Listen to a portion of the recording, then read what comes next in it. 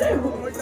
ওই জালিমি শয়তানের বিরুদ্ধে আমাদের একদিন রুখে দাঁড়াতে হবে, ভেঙে দিতে হবে তাদের বিদ্যা।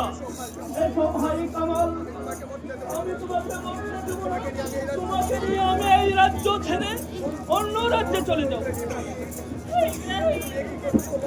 তুমি একে বলছো বাবা, আবার মুখ খালি করে আবার একমাত্র এই শিশু খাবারকে তুমি দিয়েছে ওরা বাবা। বেগম সাহেবা, আপনার কোনো কথাই শুনবো না। বিদায় বেগম।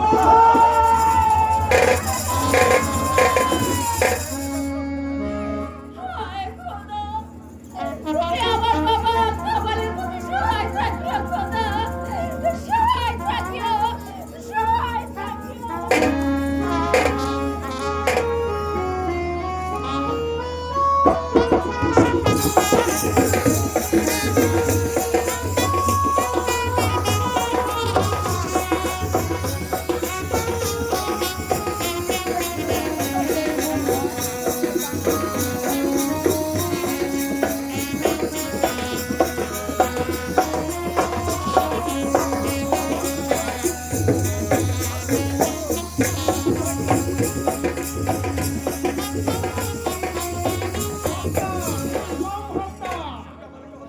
কামালকে হত্যা করতে পারলে, বেগম হত্যা বানুকে হত্যা করতে পারলে আমাদের পথ হবে একেবারে পরিষ্কার।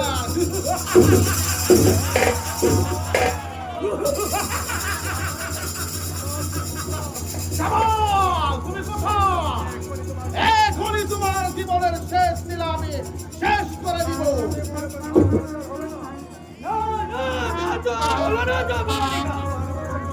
তোমার আমার স্বপ্ন যে আর বাস্তবে পরিণত হলো না।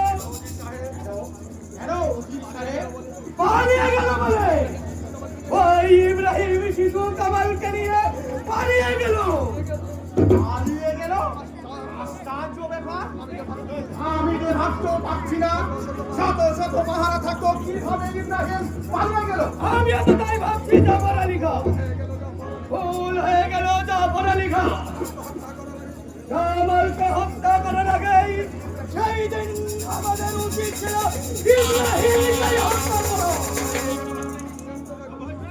আপনি এ ব্যাপারে নিশ্চিত